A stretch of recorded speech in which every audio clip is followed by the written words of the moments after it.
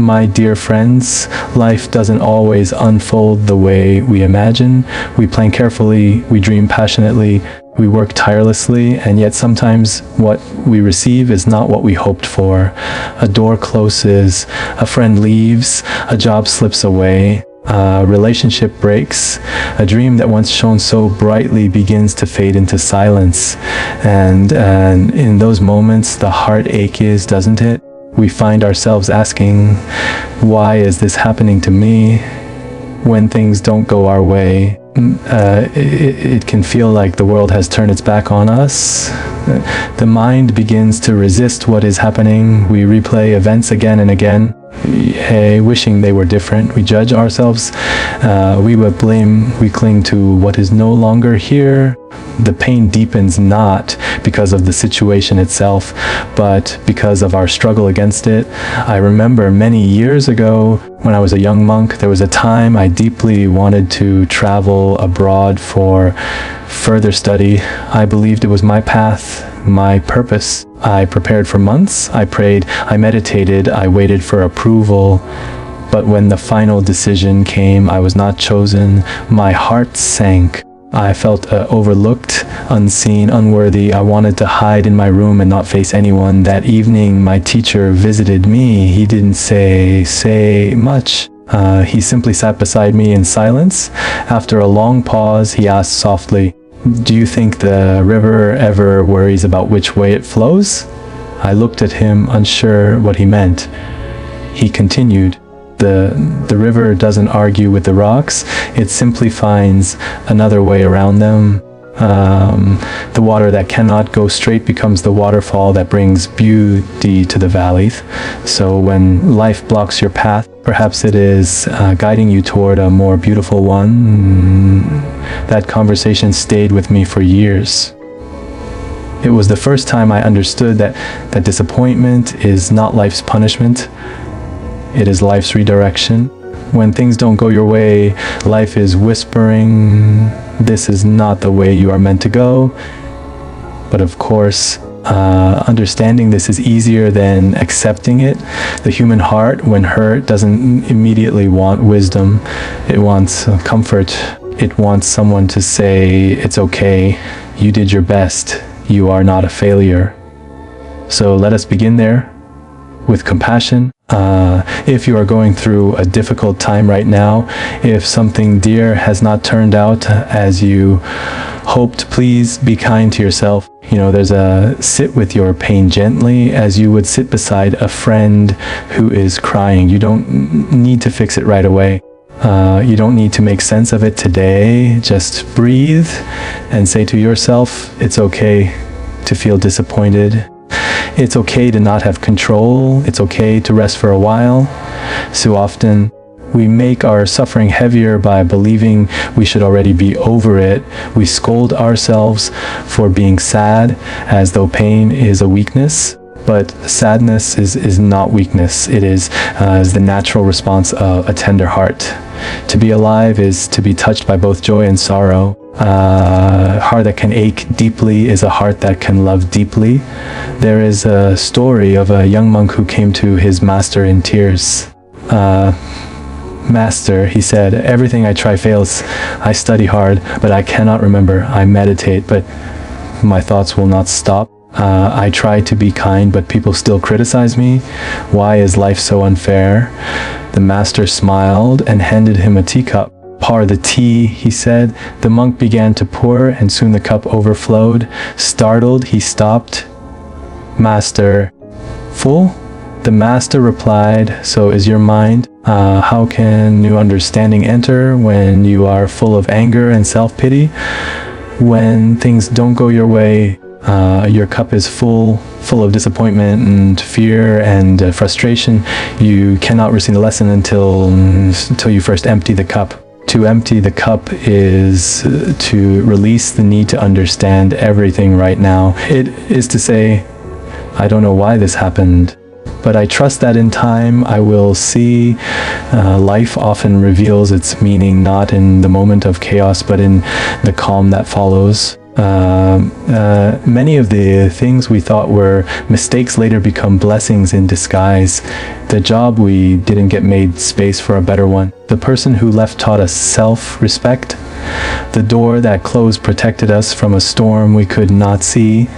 When you look back at your life, you will notice that the moments of pain were also the moments that shaped you the most. They softened your arrogance. They deepened your empathy. They brought you closer to the truth of who you are. The heart, after being broken, does not shrink. It expands. But when we are in the middle of hardship, it's hard to see clearly. That is why patience is a spiritual practice. Patience is not passive. It is active trust. It is saying, even though I cannot see the whole path, I will take this step once. During my years of meditation practice, I struggled deeply with self-doubt. I thought, I'm not good enough to be a monk. I'm not wise enough, calm enough, kind enough. Every time I sat in meditation, my mind filled with these thoughts. So one day, I went to my teacher again and said, Master, I am failing at meditation. I cannot find peace. He said, who is failing? I replied, I am. He smiled and said, then stop trying to be peaceful. Just watch the one who is struggling. Sit beside him. Offer him tea. That teaching was profound. It reminded me that when things don't go your way, perhaps your task is not to fix them, but to sit beside yourself with kindness. There is a part of you that is hurt, confused, or afraid. Instead of rejecting that part, befriend it. Say to yourself, dear one, I see your pain. I am here for you. In Zen, we often say that suffering is not the enemy. Suffering is the teacher that introduces you to compassion. Without suffering, compassion would only be an idea. It is through our own heartbreak that we learn how to hold the heartbreak of others. There was a woman who once came to me after a lecture. She told me that her life had fallen apart, her marriage had ended, her business had failed, and her health was declining. Sunim, she said, I feel like I've lost everything. What can I do? I held her hand and said softly, when everything is lost, you finally have the chance to find yourself. Sometimes life removes all the distractions so that we can see who we truly are without our titles, without our possessions, without the masks we wear. When the noise of the world fades, we are left with silence, and in that silence, we meet our true self. When things don't go your way, try to remember this is not the end of your story.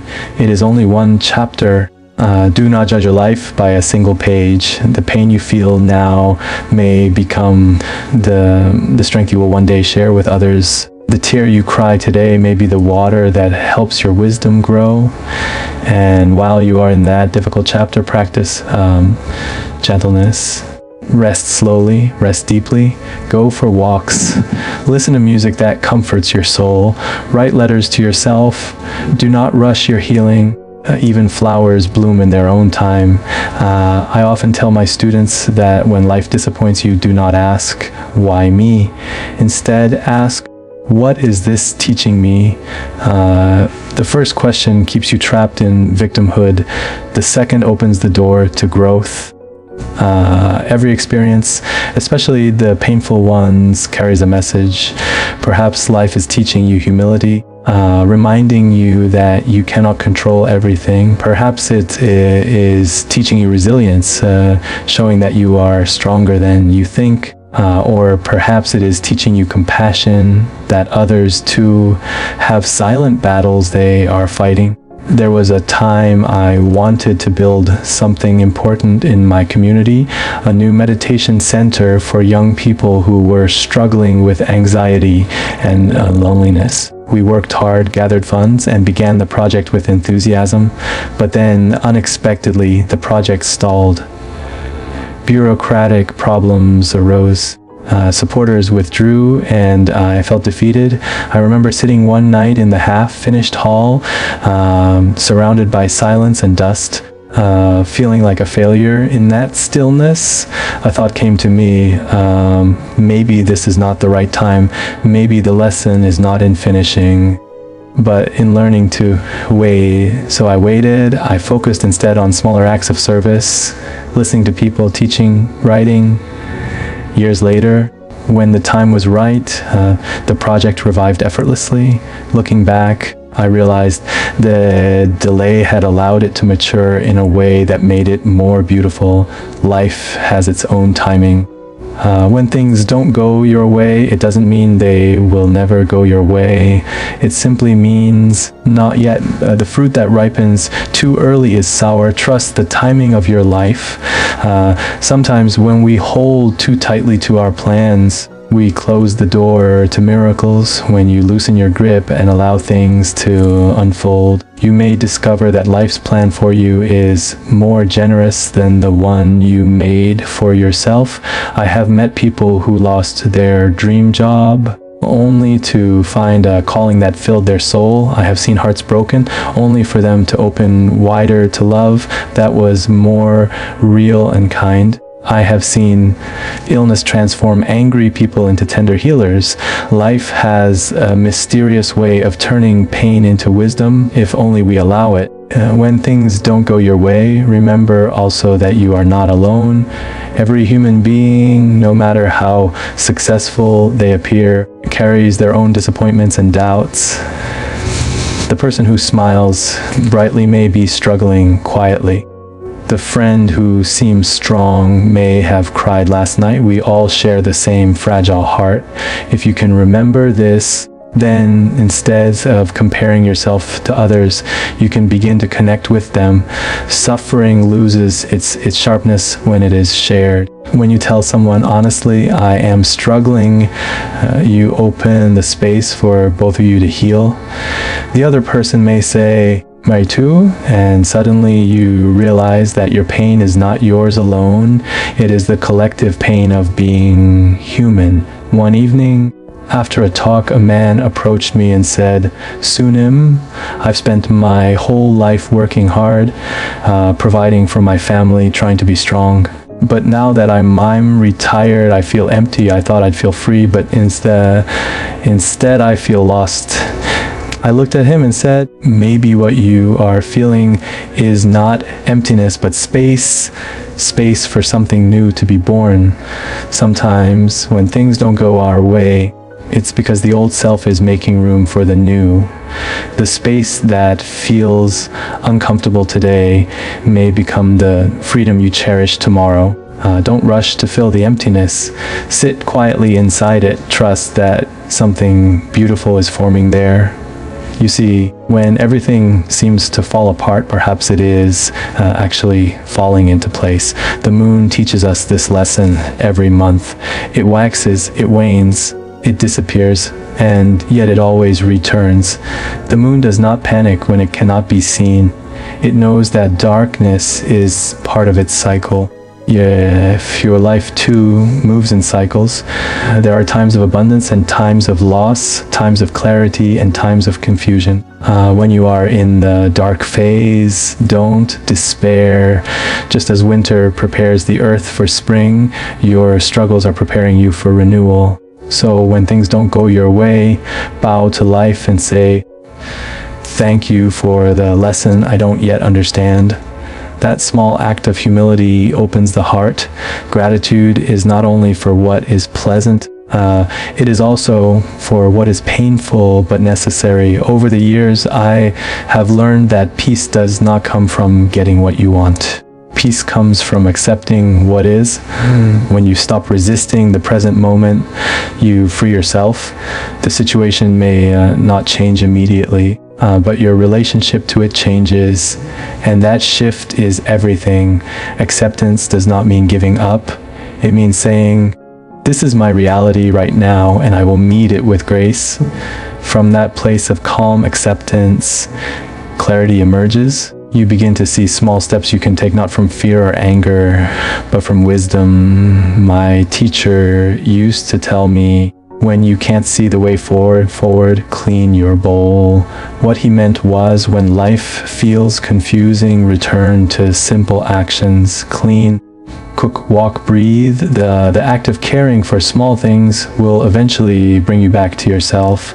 Sometimes we wait for big answers while ignoring the quiet guidance of everyday life. The universe rarely shouts, it whispers. To hear it, you must slow down. If today life has disappointed you, I want you to know this: you are not broken, you are being reshaped. You are being guided toward a deeper truth. The very experience that feels unbearable now may one day be the source of your greatest compassion. When you can forgive, when you can't rest, keep breathing, keep living gently, don't rush your healing. It is unfolding in its own sacred rhythm, and when you begin to heal, share what you've learned. Your story can become someone else's light. The words you speak from your wounds carry authenticity. When you tell another person, I've been there too, you become a bridge across their darkness. In the end, perhaps the greatest wisdom is this: when things don't go your way, they're still going our way. A path you may not yet recognize, but one that leads toward wholeness. Life is not against you, it is working with you, molding you into someone more spacious, more compassionate, more free. So let your heart be open, even in disappointment. Let your tears fall without shame. Let your faith rest not in perfect outcomes, but in the perfect unfolding of each moment. If today is difficult, if you feel lost or unseen, close your eyes and whisper, may I be gentle with myself. May I trust the timing of my life. May I remember that even when things don't go my way, I am still on my way. My dear friends, life is not always easy, but it is always meaningful. The paths that twist and turn are often the ones that lead us home. Thank you for walking this journey with an open heart. May you meet your disappointments with patience, your pain with kindness, and your uncertainty with trust. May you discover that every detour has its own secret blessing. And when things don't go your way, may you smile softly, take a deep breath, and know that life, in its mysterious wisdom, is still loving you.